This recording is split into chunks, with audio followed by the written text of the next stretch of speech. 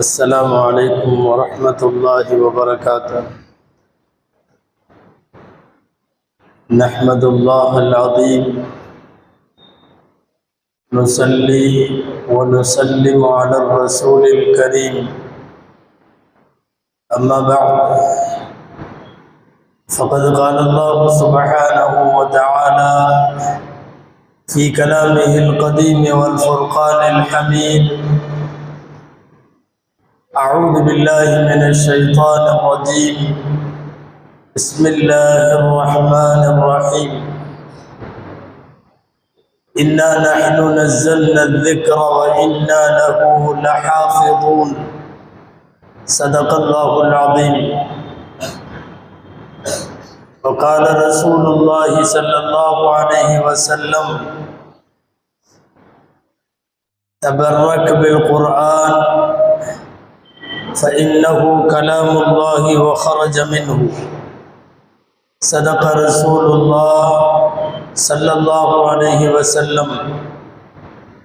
எல்லா புகழும் அல்லாஹு ஜல்ல ஷானஹு தஆலா ஒருவனுக்கே உரித்தாகுக. அருமை நாயகம் முஹம்மதுர் ரசூலுல்லாஹ் ஸல்லல்லாஹு அலைஹி வஸல்லம் அவர்களின் மீதும் நற்பாக்கியங்கள் நிறைந்த அவர்களுடைய உம்மத்தின் மீதும், குறிப்பாக இந்த ஜும்மா நன்னாளில் நம் அனைவர் மீதும் எல்லாம் வல்ல அல்லாஹுவின் நல்லருள் என்றென்றும் நிறைவாக உண்டாவதாக. ஆமீன்.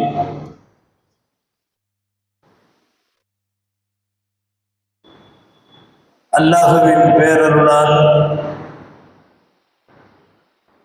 இந்த உம்மத்தே முஹம்மதியாவுக்கு அல்லாஹ் வழங்கிய அற்புதங்களிலெல்லாம் பேரற்புதம் அல் குர்ஆன்.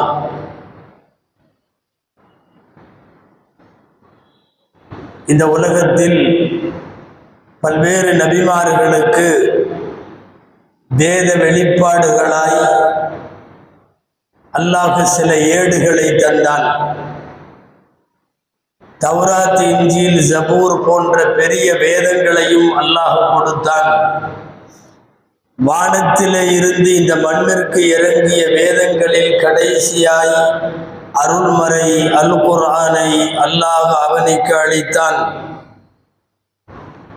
மார்க்க அறிஞர்கள் எழுதுவார்கள், எல்லா நபிமார்களுக்கும் முஅ்ஜிஸாக்கள் தரப்பட்டது, அற்புதங்கள் வழங்கப்பட்டது. அருமைநாயகம் ஸல்லல்லாஹு அலைஹி வஸல்லம் அவர்களுக்கும் ஆயிரக்கணக்கில் அற்புதங்கள் வழங்கப்பட்டது. எல்லா அற்புதங்களை விட பேரற்புதம், நாம் பெற்ற பெரும்பாக்கியம், வான்மறை திருக்குர்ஆனை நம் வாழ்வியல் வழிகாட்டியாய் நெறியாய் நாம் பெற்றதுதான். திருக்குர்ஆனை பாதுகாக்கிற பொறுப்பை அல்லாஹ் தனக்குத்தானே கடமையாக்கி கொண்டான். பாதுகாக்கிற பொறுப்பை இறைவன் ஏற்றிருக்கிறான். அதை பாதுகாக்கிற பொறுப்பிற்கென்று இறைவன் சில பேரை வழி வழியாக இந்த உலகத்திலே நியமனம் செய்து பாதுகாத்து வருகிறான். அதை பாதுகாப்பவர்கள் ஹாஃபிதுல் குர்ஆன்கள் என்று நாம் சொல்லுகிறோம். நாடு முழுக்க, ஏன் உலகம் முழுக்க திருக்குர்ஆனை மனனம் செய்த ஹாஃபிதுகள் எல்லாம் அவர்கள் மனப்பாடம் செய்து முடித்ததற்காக ஹாஃபிதுல் குர்ஆன் என்கிற பட்டம் பெற்று அவர்களெல்லாம் இந்த உம்மத்துக்கு அர்ப்பணிக்கப்படக்கூடிய இந்த நேரத்தில் ஹாஃபிதுகளை குறித்து, அவர்களின் அகமியங்கள் குறித்து, அவர்களின் மகத்துவங்களை குறித்து, ஹாஃபிதுகளின் வழியாக குர்ஆன் எப்படி பாதுகாக்கப்படுகிறது என்பதை குறித்தெல்லாம் நாம் இந்த நல்ல நேரத்தில் சிந்திக்க வேண்டும். அல்லாஹ் குர்ஆனை பாதுகாக்கிற பொறுப்பை அவன் ஏற்றுக்கொண்டான். ஆனால் தௌராத்தின் பாதுகாப்பை அந்த அறிஞர்களிடமே கொடுத்து விட்டான். இன்ஜீலின் பாதுகாப்பை அந்த மதத்தை சார்ந்த அறிஞர்களிடம் கொடுத்து விட்டான். ஜபூரும் அவ்வாறு. எனவே அறிஞர்களிடம் கொடுக்கப்பட்டது அன்றைக்கு அவர்களாலேயே பாழாக்கப்பட்டு வீணடிக்கப்பட்டு மாற்றங்கள் செய்யப்பட்டு நிறைய சேர்க்கப்பட்டு உள்ளிருக்கிற நிறைய விளக்கப்பட்டு நீக்கப்பட்டு மொத்தத்தில் அந்த வேதங்கள் வீணாகி போய்விட்டது. பிமஸ்துஹ்ஃபிது மின் கிதாபில்லாஹ் என்று குர்ஆன் சொல்லுகிறது. அதை பாதுகாக்கிற பொறுப்பு அவர்களிடம் இருந்தது.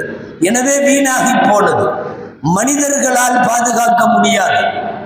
திருக்குர்ஆனை பொறுத்தவரை அல்லாஹ் சொல்லுகிறான், சூரா அல் ஹிஜ்ரிலே வருகிறது, இன்னா நஹ்னு நஸல்னா ذிக்ர் வ இன்னா லஹு லஹாஃபிதூன். குர்ஆனை நாமே இறக்கி வைத்தோம், நாமே அதை பாதுகாக்கிறோம்.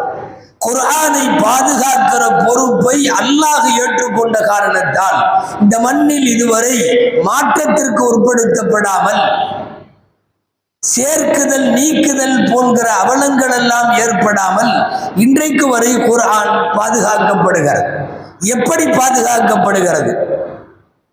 அதன் கருத்துக்களும் பாதுகாப்பு, அதன் எழுத்துக்களுக்கும் பாதுகாப்பு. பொதுவாக குர்ஆனுக்கு குர்ஆனிலேயே சிறப்பு பெயர்கள் நிறைய உண்டு. சுமார் 55 பெயர்கள் குர்ஆனிலே வருகிறது. குர்ஆனுக்கு வேறு பெயர்கள். ஃபுர்கான் என்றொரு பெயர், நூர் என்றொரு பெயர், ذிக்ர் என்பது ஒரு பெயர், ரூஹ் என்பது ஒரு பெயர்.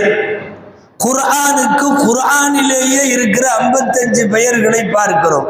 இந்த 55லேயும் உலமாக்கள் எழுதுவார்கள் 2 பெயர் தான் சிறந்தது. 55 பெயர்கள்ல என்ன 2 பெயர்கள்? ஒன்று அல் கிதாப், இன்னொன்று அல் குர்ஆன். இந்த 2ம் தான் சிறந்தது. மீதி எல்லா பெயர்களும் இருந்தாலும் அதையெல்லாம் விட ஏன் இந்த 2ம் சிறந்தது? அல் கிதாப் என்றால் எழுதப்பட்டது என்று பொருள். அல் குர்ஆன் என்றால் ஓதப்பட்டது என்று பொருள். குர்ஆன் இந்த மண்ணிலே ஒரு 1400 வருஷங்களை தாண்டியும் பாதுகாப்பாக இருப்பதற்கு இந்த 2ம் காரணம். ஒன்று எழுத்தில் பாதுகாக்கப்பட்டிருக்கிறது, இன்னொன்று ஓதுவதால் பாதுகாக்கப்பட்டிருக்கிறது. குர்ஆனுடைய பாதுகாப்பை உறுதி செய்யக்கூடிய வழிகள் இந்த 2ம். எழுத்துக்களால் பாதுகாக்கப்படுதல், அது கிதாப்னு பேரு. ஓதுவதால் பாதுகாக்கப்படுதல், அது குர்ஆன் பேரு. எனவே இருக்கிற எல்லா பெயர்களையும் விட இந்த 2 பெயர்களும் சிறந்தது என்று சொல்லுகிறோம். மாற்றம் பெறவில்லை, எக்ஸ்ட்ராவாக எதுவும் சேர்க்கப்படவில்லை, இருப்பது குறைக்கப்படவில்லை. எல்லாம் வல்ல அல்லாஹ் திருக்குர்ஆனுக்கு வைத்திருக்கிற அபாரமான ஒரு மகத்துவம், மகோன்னதம் இந்த வாய்ப்பு. எல்லா வேதத்திலும் சேர்த்து விட்டார்கள். அதாவது அசல் எது எவ்வளவு, சேர்க்கப்பட்டது எவ்வளவுன்னு தெரியாத அளவுக்கு சேர்ந்துருச்சு. எல்லாத்திலையுமே சிலதை எல்லாம் தங்களுக்கு தோதுவாக எடுத்து விட்டார்கள். செயல்படுவதற்கு கொஞ்சம் கடினமாக இருக்கிற வசனங்களை எல்லாம் எடுத்து விட்டார்கள். நீங்கள் கேள்விப்பட்டிருக்கலாம், 16,000 தடவை பைபிள் திருத்தப்பட்டிருக்கிறது. 16,000 தடவை. கை வைக்காமல் ஒரு வேதம் 1400 வருஷமாக இருக்கிறது என்றால் குர்ஆன் மட்டும்தான். உலகத்திலே இருக்கிற மார்க்க அறிஞர்கள் எல்லாம் கோடிக்கணக்கான பேர் ஒன்று சேர்ந்தாலும் குர்ஆனுடைய ஒரு ஆயத்தை எடுக்க முடியாது. குர்ஆனுடைய ஒரு ஆயத்தில் புதிதாக எதையும் சேர்த்த முடியாது.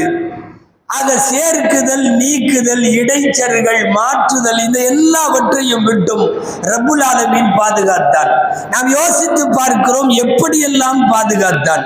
குர்ஆன் இறங்க துவங்கிய நாளிலே இருந்து இன்றைக்கு வரையும் குர்ஆனுடைய பாதுகாப்பு என்பது அல்லாஹ்வினால் நேரடி கவனத்தில் ஒரு தனி கவனத்தோடு பாதுகாக்கப்பட்டிருக்கிறது. மாறாமல் பாதுகாக்கப்பட வேண்டும். ரப்புல் ஆலமீன் முதலில் செய்த வேளை, பெருமானார் ஸல்லல்லாஹு அலைஹி வஸல்லமுக்கு அபாரமான மனன சக்தி கொடுத்தான். எவ்வளவு குர்ஆனுடைய வசனங்களை ஓதினாலும், 100 கணக்கில் 1000 கணக்கில் ஓதினாலும், ஒரு தடவை கேட்டால் அப்படியே அடுத்து சொல்லுவதற்குள்ள மனன சக்தியை, ஆற்றலை, குவ்வத்துல் ஹிஃதை அல்லாஹ் கொடுத்தான். அவனே சொல்லுவது போல, சனுகுரிஉக ஃபலா தன்ஸா, நாயகமே, நாம் உங்களுக்கு ஓதி தருகிறோம், எனவே நீங்கள் மறக்க மாட்டீர்கள். மறக்கவில்லை நபிகள் நாயகம் ஸல்லல்லாஹு அலைஹி வஸல்லம். ஹிரா மலை குகையிலே வகியை வாங்குவார்கள். எங்காவது ஒரு தெருவில், திடலில், வீட்டில், திண்ணையில், உள்ளூரில், வெளியூரில், மலை முகட்டில், பாலைவன மண்ணில் எங்காவது வகி வரும். வாங்கியதை அப்படியே மக்களிடத்தில் ஓதி காட்டுவார்கள். பிசிறு இல்லாமல் விண்ணிலே இருந்து கொண்டு வந்த வானவர் தலைவர் என்ன ஓதினாரோ அப்படியே ஓதுவார்கள். அபாரமான மனன சக்தியை ரசூலுல்லாஹுவுக்கு கொடுத்த ரப்புல் ஆலமீன் அதை கேட்கிற சஹாபாக்களுக்கும் மனன சக்தி கொடுத்தார். அபாரமான மனன சக்தி கொடுத்தார். வாங்கியவர்கள் அப்படியே உள்ளத்திலே ஏந்தினார்கள். ரசூல் ஸல்லல்லாஹு அலைஹி வஸல்லமுடைய காலத்தில் விரல் விட்டு எண்ணுபவர்கள் அல்ல, அத்தனை பேரும் ஹாஃபிதுகளாக இருந்தார்கள். இறங்கிய வரை மனப்பாடம், இறங்கிய வரை மனப்பாடம். வீடுகள் தோறும், திண்ணைகள் தோறும் குர்ஆனை மனனம் செய்கிற பகீரத முயற்சிகள் அன்றைக்கு மேற்கொள்ளப்பட்டது.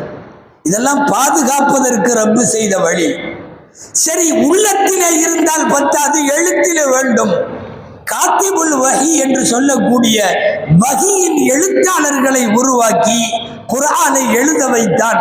மட்டைகளில், ஓலைகளில், எலும்புகளில் எல்லாம் எழுதினார்கள். எழுதி பாதுகாக்கப்பட்டது குர்ஆன். எனவே ஓலைகளிலும் மட்டைகளிலும் எழுத்தாக இருக்கிறது, சஹாபாக்களின் உள்ளத்திலே வரிகளாய் இருக்கிறது, வசனங்களாய் உள்ளத்திலே இருக்கிறது. அப்படியும் ஏற்பாடு செய்தார். ஒரு கட்டத்தில் அதற்கு மேலும் பாதுகாப்பு தேவைப்பட்டது. ஆம், அபூபக்கர் ரலியல்லாஹு அன்ஹு அவர்களுடைய காலத்தில் யமாமா என்ற ஒரு யுத்தக்களம். அந்த யுத்தத்தில் மாத்திரம் குர்ஆனை முழுமையாய் மனனம் செய்த 500 ஹாஃபிதுகள் கொல்லப்பட்டார்கள். 500 பேர் முழுசா குர்ஆனை மனப்பாடம் பண்ணி வச்சிருந்த 500 பேர் கொல்லப்பட்ட போது, அடுத்தடுத்து இப்படியே உள்ளத்திலே மனனமிட்டு வைத்திருக்கிற ஹாஃபிதுகள் எல்லாம் கொல்லப்பட்டால் நாளைக்கு இதன் பாதுகாப்பு கேள்விக்குறியாகும். ரப்பினுடைய ஏற்பாடு, குர்ஆனை தொகுக்கிற வேலையில இறங்கினார்கள். இன்றைக்கு இருக்கக்கூடிய குர்ஆனுடைய தொகுப்பு பணி சுமார் 15 வருட காலங்கள் நீடித்தது. அபூபக்கர் ரலியல்லாஹு அன்ஹு தொடங்கி அடுத்துள்ள உமர் ரலியல்லாஹு அன்ஹுவினுடைய 10 ஆண்டு காலம், அடுத்துள்ள உஸ்மான் ரலியல்லாஹு அன்ஹுடைய காலம், முழுமையாய் குர்ஆன் இன்றைக்கு போல அது முடிவு பண்ணிவிட்டது, முடிவாகிவிட்டது. உள்ளத்திலே மனப்பாடத்திற்கு ஹாஃபிதுகளை ஏற்பாடு செய்தான். அந்த ஹாஃபிதுகளின் தொடர் இன்றைக்கு வரையும் வந்து கொண்டிருக்கிறது. இதோ இது ஷாபான் மாதம், ரமதானுக்கு முன்னாலே மதரசாக்களில் பட்டம் பெறக்கூடிய ஹாஃபிதுகளுக்கெல்லாம் ஹாஃபிது பட்டம் கொடுத்து வெளியே அனுப்புவார்கள். இந்த உம்மத்து ஒவ்வொரு ஆண்டும் ஆயிரக்கணக்கில் அல்ல, லட்சக்கணக்கில் ஹாஃபிதுகளை அனுப்புகிறது. எண்ணி பார்த்தால் இந்த உம்மத்தினுடைய பெருமிதம் ஒட்டு மொத்தமாக இந்த உலகத்தில் தௌராத்தை முதல் பக்கத்தில் இருந்து கடைசி பக்கம் வரை அட்டை டு அட்டை தௌராத்தை மனப்பாடம் செய்தவர்கள் 4 பேர் மட்டும்தான் உலகத்திலேயே. ஹஜ்ரத் மூசா அலைஹிஸ்ஸலாம், ஹஜ்ரத் ஹாரூன் அலைஹிஸ்ஸலாம், ஹஜ்ரத் உஸைர் அலைஹிஸ்ஸலாம், ஹஜ்ரத் யூசுப் அலைஹிஸ்ஸலாம், 4 பேருக்கு மட்டும்தான் தௌராத்து முழுசா அவர்கள் ஹாஃபிதுகள். இஞ்சிலை முழுமையாய் மனனம் செய்தவர்கள் உலகத்திலே இல்லை, ஜபூரிலேயும் இல்லை. தௌராத்து மட்டும்தான் உலகத்திலேயே 4 பேர். ஆனால் இங்கே பல கோடி பேர் குர்ஆனை மனப்பாடம் செய்திருக்கிற ஹாஃபிதுகள், பிஞ்சிலிருந்து பெருசு வரை. இங்கே 7 வயதிலேயும் ஹாஃபிது இருக்கிறான். 70-80 வயது முதியவர்களும் மூதாட்டிகளும் ஹாஃபிதுகளாக இருந்து கொண்டிருக்கிறார்கள். இந்த உம்மத்தில் கண் பார்வை உள்ளவர்கள் மட்டுமல்ல, பார்வையற்ற ஹாஃபிதுகள் பல்லாயிரம் பேர் இருக்கிறார்கள். பார்வை உள்ளவர்களை விட அவர்களுக்கு மனன சக்தி அதிகம். பல்லாயிரம் ஹாஃபிதுகள் குர்ஆனை மனப்பாடம் செய்தவர்கள், அச்சரம் பிசகாமல், எழுத்து மாறாமல், உரு களையாமல் ஓதுவார்கள். அவர்கள் பார்வையற்றவர்கள். ரப்பு செய்த ஏற்பாடு குர்ஆனுக்கு மட்டும்தான். உலகத்தில் எல்லா சமயங்களிலும் வந்திருக்கிற அவர்களெல்லாம் வேத புத்தகங்கள் என்று சொல்லிக் கொள்ளக்கூடிய எல்லா ஏடுகளை விட, வேதங்களை விட குர்ஆனை மனப்பாடம் செய்தவர்கள் தான் இத்தனை பேர் இந்த உலகத்தில். ஹாஃபிதுகளுக்கு அல்லாஹ் கொடுத்த பெரும்பாக்கியம். அவர்கள் குர்ஆனை உள்ளத்திலே சுமந்திருக்கிறார்கள். வேறு வார்த்தையில் சொன்னால் உள்ளத்தில் என்னென்னவோ இருக்கலாம். அவர்கள் குர்ஆனை உள்ளத்திலே சுமந்திருக்கிறார்கள். வேறு வார்த்தையில் சொன்னால் உள்ளத்தில் என்னென்னவோ இருக்கலாம். அவர் பேசியது, இவர் பேசியது, நம் தாத்தா பேசியது, தந்தை பேசியது, உலகத்திலே யாராரோ அறிஞர்கள் பேசியது, சொன்னது, என்னென்னமோ மனப்பாடம் இருக்கலாம். ஆனால் ஒரு உள்ளத்தில் அல்லாஹுவின் பேச்செல்லாம் அந்த உள்ளத்துக்குள்ளே இருக்கிறது என்றால், அல்லாஹுவின் பேச்சை முழு குர்ஆனை உள்ளத்திலே வைத்திருக்கக்கூடியது, உள்ளத்தில் இருக்கிற விஷயங்களில் எல்லாம் ஆக கண்ணியமானது அல் குர்ஆன். வேறு எல்லாம் காலப்போக்கில் போய்விடும். ஹாஃபிதுகளுக்கு அல்லாஹ் ஏற்படுத்தி கொடுத்த மகத்துவம் என்று அதை சொல்ல வேண்டும். அதனால் தான் பெருமானார் ஸல்லல்லாஹு அலைஹி வஸல்லம் சொல்லுவார்கள், அஷ்ராஃபு உம்மதி ஹமலத்துல் குர்ஆனி வ அஸ்ஹாபுல் லைல். என் உம்மத்தில் ஆகச் சிறந்தவர்கள் இரண்டு பிரிவினர். ஒன்று குர்ஆனை சுமந்திருக்கிற மனநமற்றிருக்கிற ஹாஃபிதுகள், இன்னொன்று இரவு வணக்கசாலிகள் என்று பெருமானார் ஸல்லல்லாஹு அலைஹி வஸல்லம் அவர்கள் சொல்லுவார்கள். ஒரு ஒரு ஒரு ஒரு ஹாஃபிஸ் இந்த மண்ணிலே நடந்து வருகிறார் என்றால் நடமாடும் குர்ஆன் என்று அவர்களுக்கு சொல்ல வேண்டும். குர்ஆன் ஏடுகளிலே இருக்கிறது, குர்ஆன் உள்ளங்களிலே இருக்கிறது. உள்ளங்களில் இருக்கிற குர்ஆன் உலகத்திலே நடமாடுகிறது. நடமாடுகிற குர்ஆன்களாய் கோடிக்கணக்கான ஹாஃபிதுகளை அல்லாஹ் வைத்திருக்கிறார் இந்த உலகத்தில்.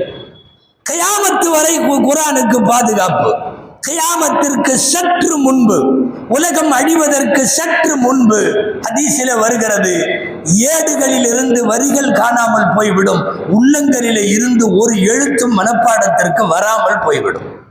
அப்போது கியாமத்தினுடைய அண்மையில் ஹாஃபிதுகள் முயற்சித்தாலும் ஓத முடியாது. நீங்கள் குர்ஆனை திறக்கிற போது அங்கே வரிகளில் குர்ஆன் இருக்காது. அது வரைக்கும் குர்ஆனை பாதுகாத்து கொண்டு வருகிற பொறுப்பு ரப்பு ஏற்றுக்கொள்ளுகிறான். அந்த ரப்பு ஏற்றுக்கொண்டதன் அடையாளம் தான் ஜிப்ரீலிடமிருந்து, பெருமானாரிடமிருந்து, சஹாபாக்களிடமிருந்து ஒரு சங்கிலி தொடராக ஹாஃபிதுகளை அல்லாஹ் ஏற்பாடு செய்தான். இந்த மண்ணில் ஆண்கள், பெண்கள், குழந்தைகள், பெரியவர்கள், சிறுவர்கள், பார்வை உள்ளவர்கள், இல்லாதவர்கள், மாற்றுத்திறனாளிகள் என்று அத்தனை பேரும் குர்ஆனை மனனம் செய்த ஹாஃபிதுகளாய் இருக்கிறார்கள். தஃப்சீர் குர்துபி, அல்லமா குர்துபி ரஹிமஹுல்லாஹ் தங்கள் தஃப்சீரில் குர்ஆனை மனப்பாடம் செய்தவன் அவன் பிஞ்சு சிறுவனாக இருந்தாலும் அவன் மலையை விட கடுமையானவன் என்று சொல்லுவார்கள் குர்துபி ரஹிமஹுல்லாஹ். குர்ஆனிலே வருகிறது, மலையின் மீது இந்த குர்ஆனை இறக்கி வைத்தால் மலை சுக்கு நூறாகி போய்விடும். லவ் அன்ஸல்னா ஹாதல் குர்ஆன அலா ஜபல், ஜபல் மீது, மலை மீது குர்ஆனை இறக்கி வைத்தால் லரைதகு காஷிஅன் முத்தஸத்திஅன் மின் கஷ்யத்தில்லாஹ், இறையச்சத்தால் தூள் தூளாக நடுங்கி போய்விடும் மலை. குர்ஆனின் இன்னொரு இடத்தில் வருகிறது, இன்ன அரதனல் அமானத அலா ஸமாவாதி வல் அர்தி வல் ஜிபால், நாம் அமானிதமான இந்த குர்ஆனை மலைகளின் மீது கொடுத்தோம், பூமிக்கு கொடுத்தோம், வானங்களுக்கு கொடுத்தோம், யாரும் குர்ஆனை வாங்கவில்லை. வஹமலஹல் இன்சான், மனிதன் தான் அதை சுமந்தான். இந்த ரெண்டு ஆயத்துகளையும் மேற்கோள் காட்டுகிற அல்லமா குர்துபி, மலையை விடவும் வான் பூமியை விடவும் யாரெல்லாம் குர்ஆனை மரணம் செய்திருக்கிறார்களோ அந்த உள்ளம் கடுமையானது என்று எழுதுவார்கள் குர்துபி ரஹிமஹுல்லாஹ். அல்லாஹுவினுடைய திருமறைக்கான ஒரு பாதுகாப்பு குழு, ஒரு பாதுகாப்பு கமிட்டி குர்ஆனினுடைய அடுத்தடுத்த தலைமுறைக்கு குர்ஆனை கொண்டு போய் மாறாமல், சிந்தாமல், சிதறாமல், ஒரு எழுத்து கூட இடம்பெயராமல் ஒப்படைக்கிற பெரும் பணி ஹாஃபிதுகள் செய்கிறார்கள். அதனால் தான் ஹாஃபிதுகளை உருவாக்க கடமைப்பட்டிருக்கிறோம். வீட்டுக்கு வீடு ஹாஃபிதுகள் உருவாக வேண்டும் என்கிற ஆசைக்கு நாம் எல்லாம் உடன்பட்டவர்கள் மட்டுமல்ல, கடமைப்பட்டவர்கள். பெருமானார் ஸல்லல்லாஹு அலைஹி வஸல்லம் உடைய சுன்னத்துகளில் முதல் தரமான சுன்னத்து குர்ஆனை மனப்பாடம் செய்வோம். எத்தனையோ சுன்னத்துகளை செய்கிறோம். சுருமா போடுவதிலிருந்து, அத்தர் போடுவதில் இருந்து, தலைப்பாகை கட்டுவதிலிருந்து, தாடி வைப்பதிலிருந்து, கல்யாணம் செய்வதிலிருந்து, கத்னா செய்வதிலிருந்து எக்கச்சக்கமான சுன்னத்துகள். ஆனால் முதல் சுன்னத்து குர்ஆனை மனப்பாடம் செய்தல். பெருமானார் ஸல்லல்லாஹு அலைஹி வஸல்லம் அவர்கள் செய்தார்கள். வருவோர் போவோருக்கெல்லாம் மனப்பாடம் செய்ய வைத்தார்கள். ஒப்புவிக்க சொல்லி கேட்டார்கள். வருஷத்திற்கு ஒரு முறை இறங்கிய வசனத்தை எல்லாம் வானவர் கோமான் ஜிப்ரீல் அலைஹிஸ்ஸலாம் அவர்களை வரச் சொல்லி அவர்களிடம் இவரும் அவர்கள் இவர்களிடமும் மாறி மாறி குர்ஆனை மனப்பாடம் செய்து ஒப்புவித்துக் கொள்வார்கள். அல்லாஹ்விற்கு இந்த மண்ணில் குடும்பம் உண்டு என்று ஒரு தடவை சொல்லுவார்கள் நபி ஸல்லல்லாஹு அலைஹி வஸல்லம். இன்ன லில்லாஹி அஹ்லீன ஃபில் அர்த். இறைவனுக்கு மனைவி இல்லை, இறைவனுக்கு மக்கள் இல்லை, இறைவனுக்கு குடும்பம் கிடையாது. அவன் தாய் தந்தைகள் எல்லாம் அற்றவன். வமன்ஹும் யா ரசூலல்லாஹ், அல்லாஹ்வின் தூதரை யார் அந்த குடும்பத்தவர்கள்? ஸல்லல்லாஹு அலைஹி வஸல்லம் சொன்னார்கள், ஹும் அஹ்லுல் குர்ஆனி வ அஹ்லுல்லாஹி வ காஸத்துஹு. குர்ஆன் உடையவர்கள் அல்லாஹ்வின் குடும்பத்தை சார்ந்தவர்கள், அல்லாஹ்வின் பிரத்யேகமான உறவுகள் என்று சொல்லி நபிகள் ஸல்லல்லாஹு அலைஹி வஸல்லம் குர்ஆனை பாதுகாக்கிற பொறுப்பை இந்த மண்ணில் செய்து வரக்கூடிய ஹாஃபிதுகளை பெருமிதப்படுத்தி சொன்ன வார்த்தை. ஒரு கூட்டம் இருக்கிறது, யாராவது தொழ வைக்க வேண்டும், மார்க்க உத்தரவு, அவர்களில் அதிகம் மனப்பாடம் செய்தவர் தொழ வைக்க வேண்டும். முழுமையான ஹாஃபிஸ் இருந்தால் அவர் தொழ வைக்க வேண்டும், இல்லாவிட்டால் அதிகம் மனப்பாடம் செய்தவர் தொழ வைக்க வேண்டும். படைக்கு தளபதியாகி உமர் ரலியல்லாஹு அன்ஹு அவர்கள் ஹாஃபிஸ் அல்லாதவர்களை நியமிக்க மாட்டார்கள். படைக்கு தளபதியாக இருப்பவன் ஹாஃபிஸாக இருக்க வேண்டும். உஹது போர்க்களத்திலே ஹஜ்ரத் ஜாபிர் இப்னு அப்துல்லா ரலியல்லாஹு அன்ஹு அறிவிக்கிறார்கள், 70 பேர் ஷஹீதாக்கப்பட்ட போது அதிகமான குழிகள் இல்லை. கபரு குழிகளை தோண்டி 2 பேர் 3 பேரை ஒவ்வொரு கபரிலே வைக்க சொன்னார்கள் நாயகம் ஸல்லல்லாஹு அலைஹி வஸல்லம். ஒரே கபரில் 2 பேர் 3 பேரை நாங்கள் அடக்க முற்பட்ட போது யாரை முதலில் வைப்பது என்று நாங்கள் கேட்டோம். லஹத் என்றால் அந்த பிள்ளை குழி, கபரு குழிக்குள்ளே தோண்டப்படுகிற அந்த குழி, அங்கே யாரை வைக்க வேண்டும், மேல மேல யாரை வைக்க வேண்டும், ஆக அடியில வைப்பது யார், முதலில் முற்படுத்துவது யார்? ஐயுஹும் அஷத்து வ அக்ஸரு அக்தன் லில் குர்ஆன். குர்ஆனை அதிகமாக மனப்பாடம் செய்தவர்களை கீழே வையுங்கள், மற்றவர்களை அதற்கு மேல் வையுங்கள் என்றார்கள். ஃபுகஹாக்கள் எழுதுவார்கள், இமாமத்தாக இருந்தாலும் ஹாஃபிதுகள் முதலிடம், இமாரத் என்கிற தளபதிகளாக இருந்தாலும் அவர்கள் முதலிடம், கபரடக்கத்திலே கூட அவர்கள் முதலில் வைக்கப்பட வேண்டும் என்கிற மார்க்கத்தினுடைய சட்டத்தை எழுதுவார்கள். அல்லாமா நவவி ரஹிமஹுல்லாஹ் சொல்லுகிறார்கள், ஒரு காலம் இருந்தது, ஹிஜ்ரி 300களில் 400களில் 500களில் எல்லாம் நிறைய பேர் மார்க்க அறிவை தேடி பயணப்படுவார்கள். பெரிய பெரிய மார்க்க அறிஞர்களிடத்திலே போய் கல்வி கேட்க போவார்கள். அப்போது ஃபிக்ஹ் என்கிற சட்டக்கல்வியும் ஹதீஸினுடைய கலையும் இதையெல்லாம் கற்றுத்தர வேண்டுமானால் முதலில் குர்ஆனை மனப்பாடம் செய்து முடிக்க வேண்டும். மனப்பாடம் செய்து முடித்து விட்டு வந்தால்தான் ஹதீஸு கல்வி, மனப்பாடம் செய்து முடித்து விட்டு வந்தால்தான் ஃபிக்ஹ் என்கிற சட்டக்கல்வி. மனப்பாடம் செய்யாமல் வந்தால் நீ இந்த கல்விக்கு தகுதியற்றவன் என்று திருப்பி அனுப்பிவிடுவார்கள் என்று இமாம் நவவி ரஹ்மத்துல்லாஹி அலைஹி அவர்கள் எழுதுவார்கள். உச்சகட்டமாக திருக்குர்ஆனை பல நூறு வருஷங்களுக்கு முன்னால், இன்றைக்கு இவ்வளவு தூரம் வளர்ந்து விட்டோம், இந்த காலத்திலும் கூட அதிக மனப்பாடம் இல்லாதவர்கள் உண்டு. ஒரு நேரத்தில் நிறைய மனப்பாடம் செய்து வைத்திருந்தார்கள். ஒரு சிறுமி, ஒரு குடும்பத்தினுடைய சிறுமியை ஹஜ்ஜாஜ் இப்னு யூசுப் கொன்று விடுவார். ஹஜ்ஜாஜ் இப்னு யூசுப் அரசர், சாப்பிடுவது போன்று குடிப்பது போன்று அவருக்கு கொலை செய்வது ஒரு ஹாபி. யாரை பார்த்தாலும் தலையை வெட்டி தள்ளியவர் லட்சக்கணக்கில். ஒரு குழந்தையை அவர் கொன்ற போது அங்கு வந்த ஒரு கிழவி, அந்த காலத்தினுடைய கிழவி, கிராமத்திலே இருக்கிறாள், குடிசையிலே இருக்கிறாள். அந்த கிழவி எவ்வளவு தூரம் குர்ஆன் தெரிந்து வைத்திருக்கிறாள். ஹஜ்ஜாஜை பார்த்து பத்வா செய்தாளாம். என்ன பத்வா செய்கிறாள்? மஹாக்கல்லா, அல்லாஹ் உன்னை அழிச்சிருவானாக. மஹா என்று சொன்னால் அழித்தல், அல்லாஹ் உன்னை அழிப்பானாக. கமா மஹா கல்லா இலா நிஸ்பில் குர்ஆன், குர்ஆன்ல பாதி வரைக்கும் கல்லா என்கிற வார்த்தையை எப்படி ஆண்டவன் இல்லாமல் ஆக்கினானோ அதுபோல இந்த துன்யாவிலிருந்து உன்னை இல்லாமல் ஆக்குவானாக அப்படின்னு பத்துவா செய்கிற போகிற போக்கில் ஒரு பெரிய பாடத்தை உம்மத்திற்கு சொல்லித் தருகிறாள் அந்த கிழவி. குர்ஆனில் பாதி வரை கல்லா என்கிற வார்த்தை இல்லை.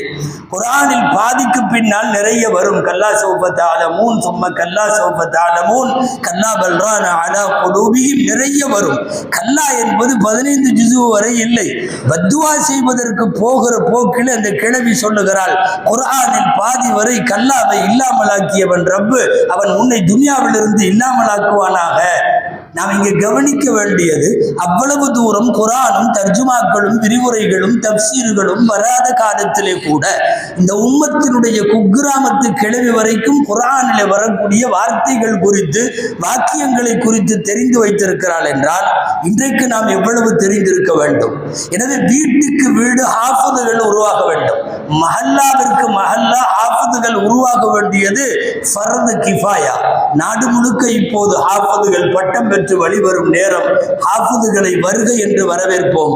இந்த உம்மத்தில் ஆசைப்படவாவது செய்வோம். நம் மக்களில் அல்லது நம் பேரன் பேத்திகளில் அடுத்த தலைமுறையிலாவது நம் குடும்பத்திலும் ஹாஃபிதுகள் உருவாக வேண்டும்.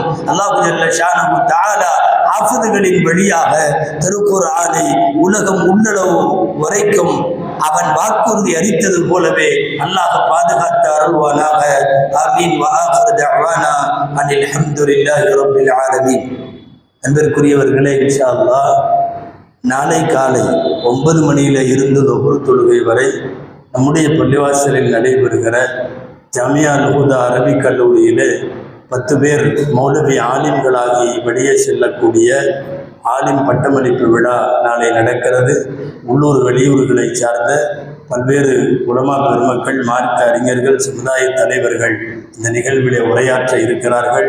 நீங்கள் அனைவரும் தவறாது கலந்து மதரசா மாணவர்களினுடைய மௌலவிகளுடைய ஹக்கில் துவா செய்ய வேண்டுமாய், மதரசாவிற்கு பிரார்த்தனை செய்ய வேண்டுமாய் அன்போடு கேட்டுக்கொள்கிறோம்.